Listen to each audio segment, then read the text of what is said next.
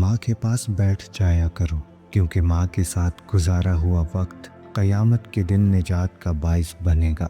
ماں بے شک پڑھی لکھی نہ ہو، مگر دنیا کی ہر ضروری بات ہم ماں سے ہی سیکھتے ہیں۔ لوگ کہتے ہیں کہ کسی ایک کے چلے جانے سے زندگی رک نہیں جاتی، لیکن یہ کوئی نہیں جانتا کہ لاکھوں کے مل جانے سے بھی اس ایک ماں کی کمی پوری نہیں ہو سکتی۔ جب ہم چھوٹے تھے تو لڑتے تھے، ماں میری ہے، ماں میری ہے، اور اب بڑے ہو کر لڑتے ہیں، ماں تیری ہے، ماں تیری ہے۔ ماں سب کی جگہ لے سکتی ہے، لیکن ماں کی جگہ کوئی نہیں لے سکتا۔ گود سے گور تک ہر بات سکھاتی ہے ماں، ہر روز ایک نیا لفظ بتاتی ہے ماں۔ زندگی کے سفر میں، گردشوں کی دھوپ میں، جب کوئی سایہ نہیں ملتا تو یاد آتی ہے ماں۔ میرے رب نے ماں کو ایسا رتبہ دیا کہ محبت سے ماں کو دیکھنا بھی عبادت بنا دیا۔ وہ میرے بدسلوکی میں بھی مجھے دعا دیتی ہے، آغوش میں لے کر سب غم بھلا دیتی ہے ماں۔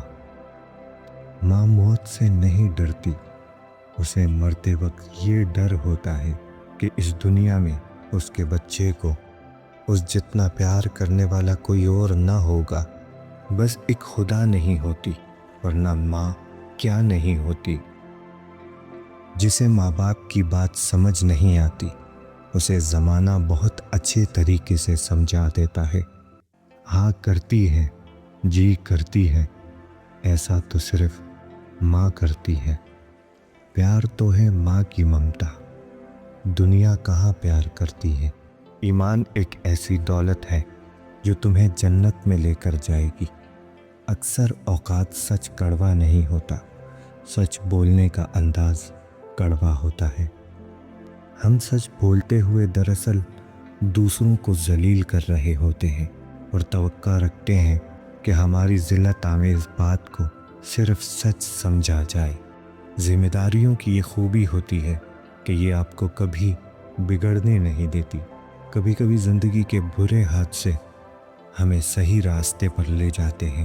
کسی کو جادوگر بنایا تو کسی کو مداری بنایا۔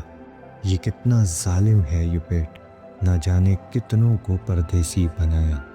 دوستوں، مجھے کہتے ہیں شبیر احمد۔ دعاؤں میں یاد رکھیے گا۔